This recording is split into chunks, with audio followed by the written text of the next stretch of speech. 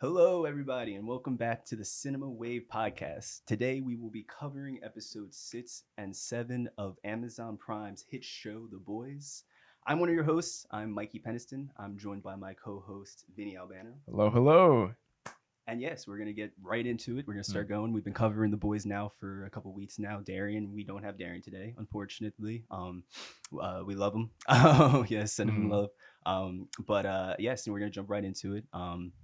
Yeah, off the rip, Vinny. Any Yeah. sort of episode 6 was this is 2 episodes, by the way, so it's going to Mm. be a lot to sort of cover, maybe just breeze through. We can kind of just cover more of like the main sort of topics of certain things.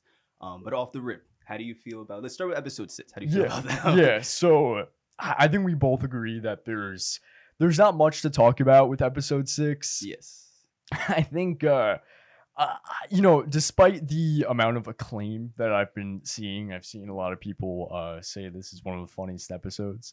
Which it is funny. But the more and more I think about this episode, the more and more I dislike it. I just think that after a little bit, the joke goes on for way too long, and the points that needed to be impactful kind of lay flat. Like we have MM has a panic attack. We have A Train saving someone for like the first time and actually having I believe that was his nephew, that young boy, Yes, who yes. saw him do a heroic act for the first time out of complete selflessness. And those moments really should be so powerful, and on paper they really are. But this whole like Tek Knight weird sex dungeon joke goes on for too long, to the point where it just overshadows all that needed to be impactful. Yes, definitely. I 100% agree. And we spoke about this a little bit previously to Yeah. starting, but yeah, it was just a weird episode. This Hmm. season, they've taken a lot of bold moves, I'd say, as far as the comedic side of things. Not to say that The Boys has ever been that far off from stuff like that, but like it was just a weird, like you said. I agree. A lot wasn't needed, and there were a lot of, like, I agree as well. There were a lot of kind of important kind of storylines to a lot of these characters. Yeah. That were just kind of like tucked in there. Like that A Train moment was huge, especially coming off of the certain events of episode 7. So I don't know. I just feel like that, and then like even like the moment with Sister Sage, like having that whole panic attack with MM. It's just and then having her lose like her memory. It was just like stuff like that. I don't know. I feel like it's cool to see.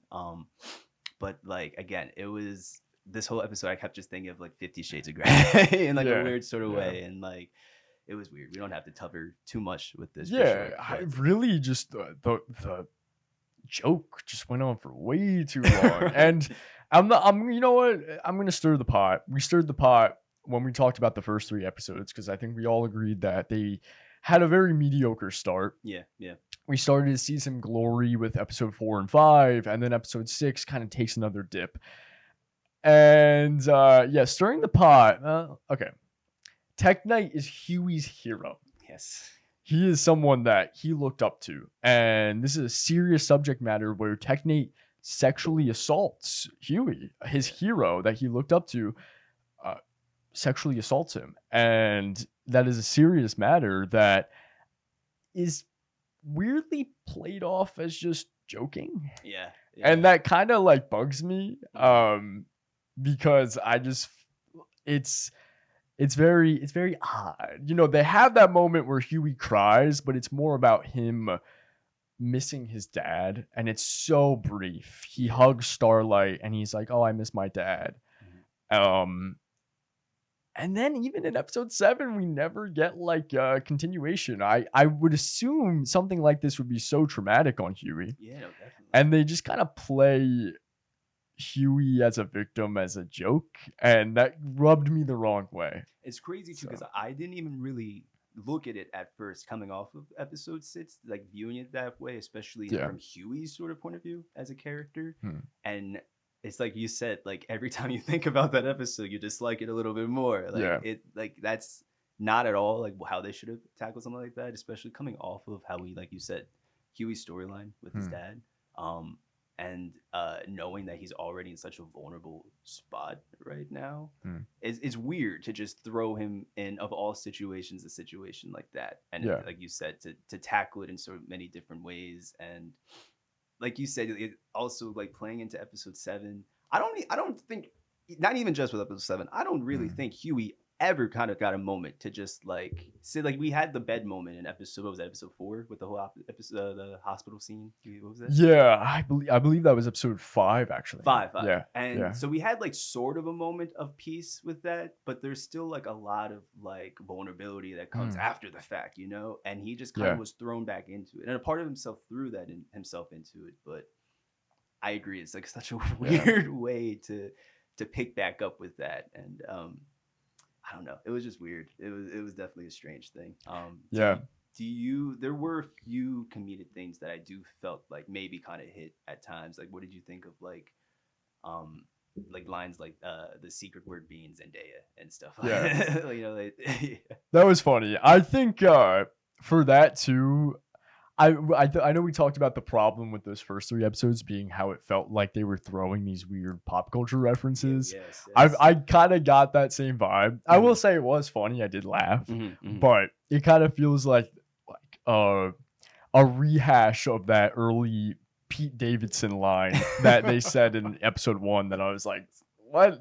Like, why do these celebrities exist in this world all the time, Yeah, right? yeah, Like out of nowhere just this year. yeah. I agree. Yeah. I will say, however, I think the funniest part was at the beginning of the episode. And this was a joke that like actually pretty like landed with me in a tasteful manner. And that was when they first entered Webweaver's apartment. And MM like dude is he's getting tortured this entire show. Like all the situations that the writers have put MM through has just been like so shit. Like I feel so bad for him. So that bro has to I don't know what drug that Webweaver's doing, but has to insert it into Webweaver in a very disgusting manner. And the visual of that is very funny, very interesting, very visual. Yeah. Yes. Oh yeah, no, you're right.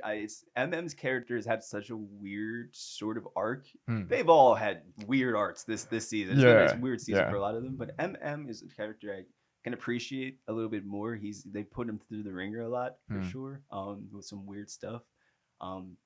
But like he is still playing such like, I don't know, like a father role, I feel like, throughout all of this, especially with the whole A-Train thing. I don't know if I want to see, like, if we want to just save this for episode 7 because we're still kind of touching on episode 6. We can move on to episode 7 if you want. Yeah, because like, what is there anything else really? Not really. All right. It's a very empty episode 6. Yes, so. main overall conclusion. It was a weird episode. Yeah. Sort of thing. But yeah, we can transition more into episode 7 for sure. And we could use MM as a way to kind of transition into that. Yeah. Go for it. So there's moments, not even just in episode 7. Honestly, episode 6 even contained this as well. But there are a lot of personal moments with MM and A-Train, which we have not gotten before. And it's coming from a place where he's almost playing again that father role, because I feel like MM has again played that role for all the boys. Like he's like could try to like control Butcher to a degree, because nobody really wants Butcher, and he's obviously there supporting Annie to a degree and everybody. So I don't know, I just feel like he really just plays such a role of like the father. But to see that one-on-one connection with him and A-Train in episode 7, to the point where it could have that much of a turn on A-Train for him to want to be good and everything. I don't know, I just felt like, yes, MM for sure has been in such weird moments for sure this season, but at the same time they're doing his character such justice with a lot. I don't know if there was anything else kind of with MM just as we transition into episode 7 you had to say. Yeah, I liked what they did with his family. Touching on his daughter and his ex-wife. That was it was impactful. I think that, like you said, I feel like each character in this season has been having weird arcs. It's a lot of like, it almost feels as if the writers are throwing in elements of their arc throughout and then kind of forgetting that they like are on their own individual journey, and then we return to it. So Mhm. it's a lot of gas break. Yeah. So, but I do really like those moments that he has with his family in this episode. And also, you brought up A Train, he's peak right now. Yes. He's the best part of this season right now. He's just 100%. the speaking of his arc, I feel like the writers are that's their favorite right now Yeah. because he's getting the most what's the word? Not attention, but just love. Yeah. You know, I agree. Yeah. and now they officially know that he is the insider. And we have that really epic fight scene with the fake noir and the deep, who also has one of the funniest lines where he's talking to Starlight and he's like, I'm not going to apologize, bro. Yeah. And then he's like, and then he goes, womp womp. Yeah. That was spot on. That was a spot on impersonation. But the Yeah. deep for sure is like, Yeah. just like, what is the deep? Honestly, but yeah, no. His character arc, amazing too. He kills the octopus he's been having sex with. You're So- right. I don't know. The deepest for sure character art has like kind of to a degree gone off the edge. I feel like Yeah. like with so much and even like the whole Sister Sage thing. There was a moment with the deep and noir, the new noir, Yeah. where they kind of find out that they're both having like Yeah. this. They're both sleeping with Sister Sage Yeah. basically. And they both kind of shared a similar funny moment where Yeah. like he was like, oh, she's been doing the thing. I forget what it's called. Lobotomizing. Lobotomizing, Yeah. yes. And he was like, lobotomizing? Like, what are you talking about? Yeah. So yeah, no, honestly, the deep as well. Oh man, the deep has for sure. I felt like supported a lot of the the good comedic I could say Yeah. that we've seen. But going back to that fight scene for sure was what we've been waiting for. I feel like for a while now we've been missing kind of coming off of especially like the previous seasons where you've had a lot of those group ensemble sort of fight scenes towards the end of the season. This was something that I feel like a lot of us were probably missing. Yeah. And to kind of see like these characters in action, especially considering a lot of them are like to a degree like almost retired at this point. You know what I'm saying? Yeah. Like Starlight is like trying to get away from all of that and Yeah. and everything. So to kind of just see it happen like that and Butcher being able to be there throughout it all, it was what we were missing. I'm sure Yeah. as a fan base. Do you feel that? No, I 100% agree. 100% agree. I felt like episode 5 when they were at the barn, that was like the first time in the season where it felt like, okay, the boys are back together. Yeah.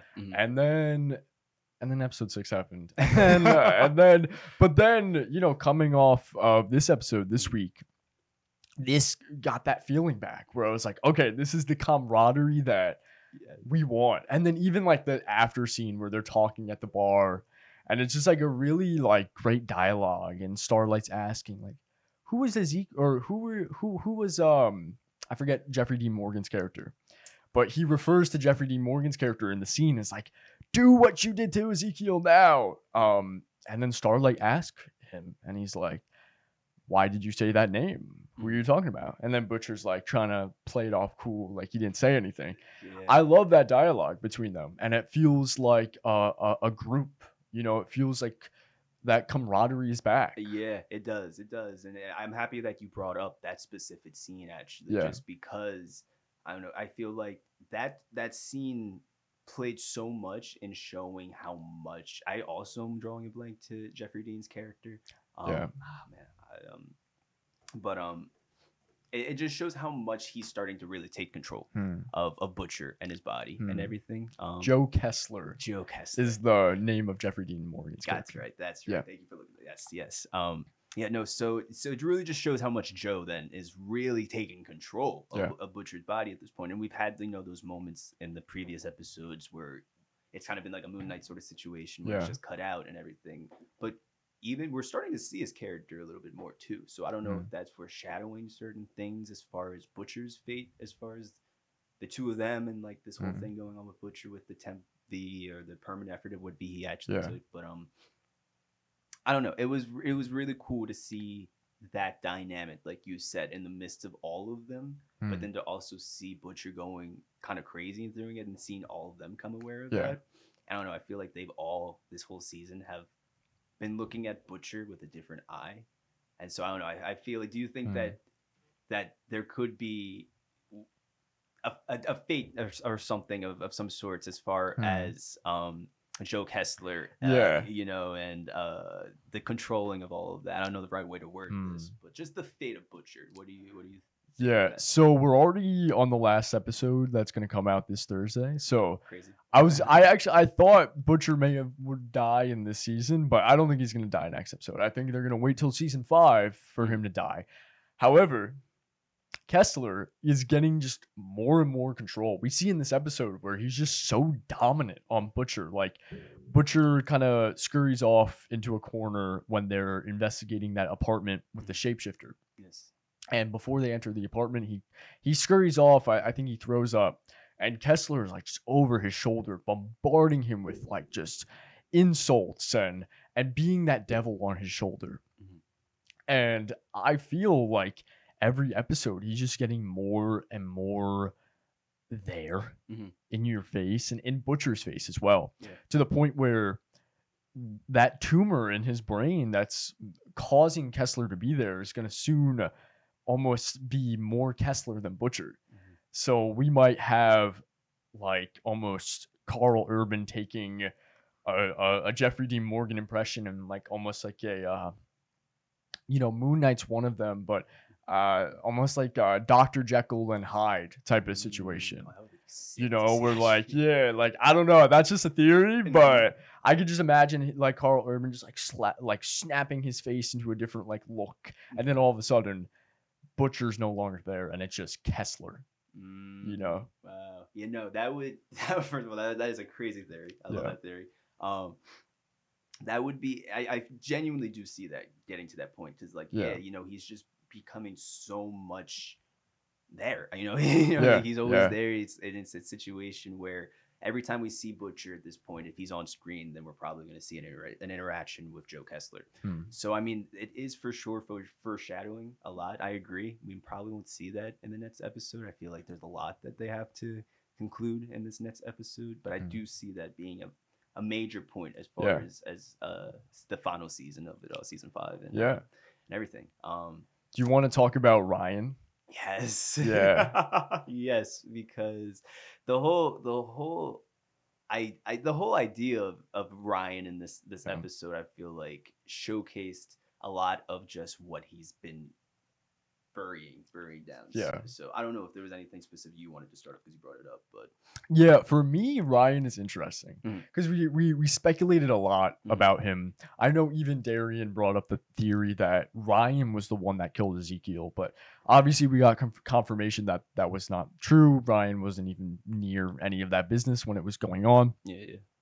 But Ryan has this moment of rebellion, and I find it really honorable. I find it really beautiful, Mhm. when he like is like, "Don't cut the cameras," like, and he speaks to the public, Mhm. and he speaks and he says how much family matters and how much brainwashing Vought is indoctrinating into the public, and these extremists who are following them. Mhm.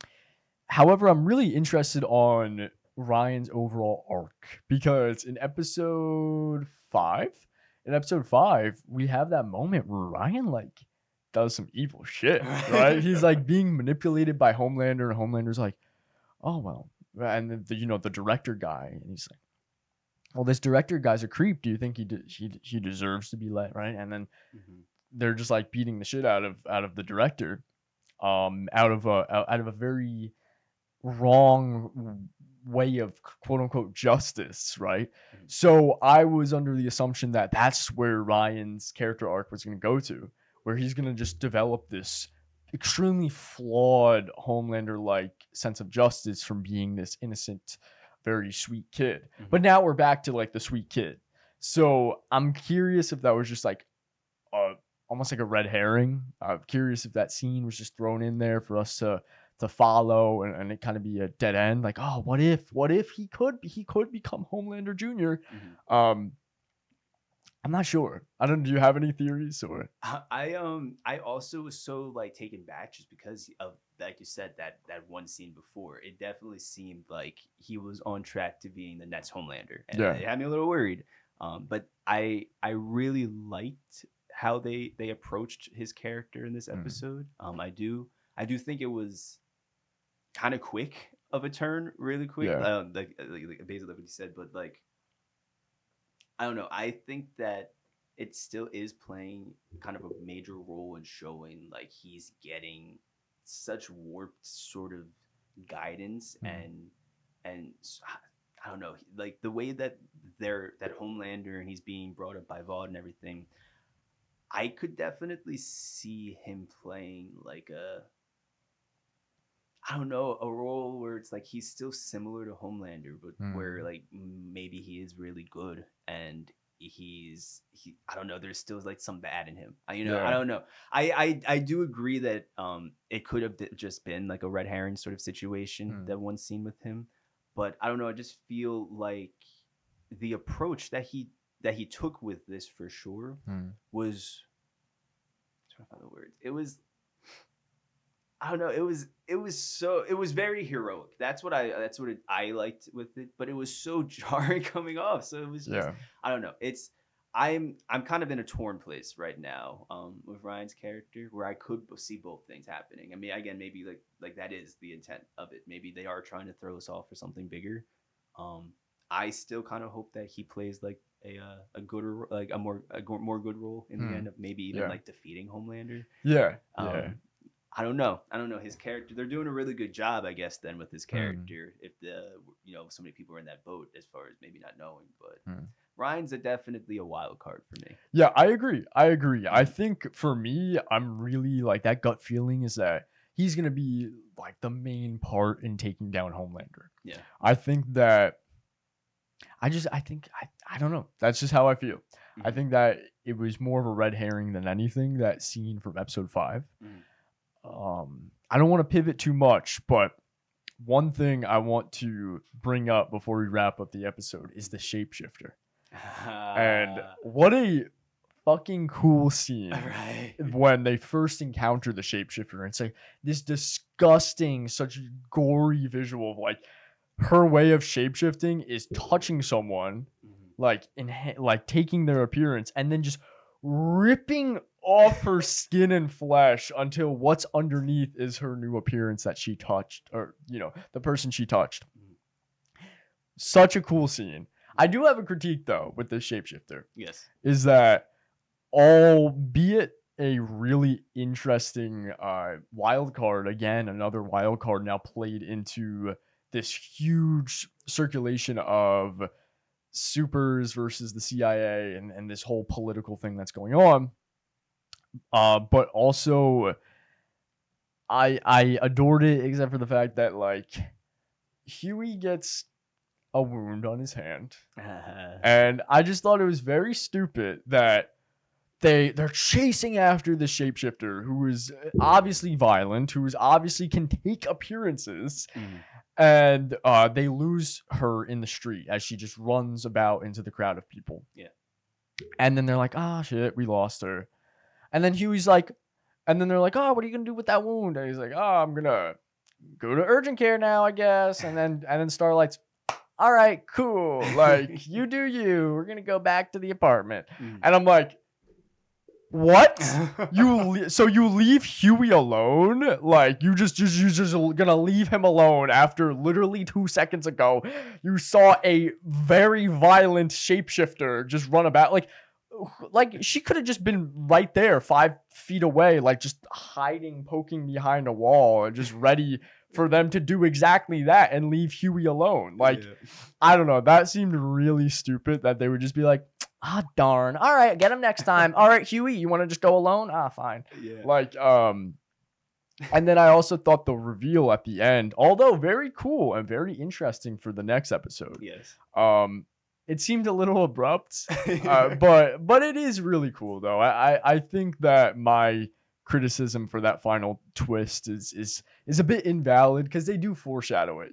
She's at the bar and the girl's like, "Oh, can I get a selfie?" Right? Mhm. So I don't know if you had any thoughts on that or. Yeah, no, I definitely did. I didn't really look at it. It's funny that way as far as how quick that break off from the whole thing was. Yeah. But it really was. And at that point, I don't even knowing the end and the reveal of it all. I don't know if Mm. that's just kind of bad writing, just to kind of like enter the scene at that point, or Yeah. like what's really is the excuse. But I agree. I agree with you in the fact that like they should. That was just as a character, common sense, you know, Yeah. sort of thing.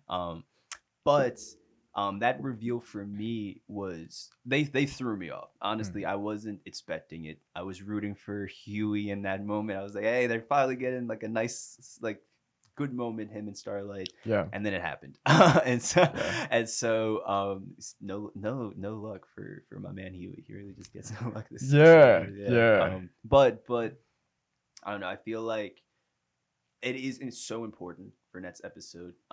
The shapeshifter alone is what I love about the boys is they showcase superpowers in such Mm. a way that's still so harmful to them. Mm. That's something again that's I feel like we're gonna keep making kind of like connections to Gen V. I don't know if you watched it. You gotta get to I it, man. got to.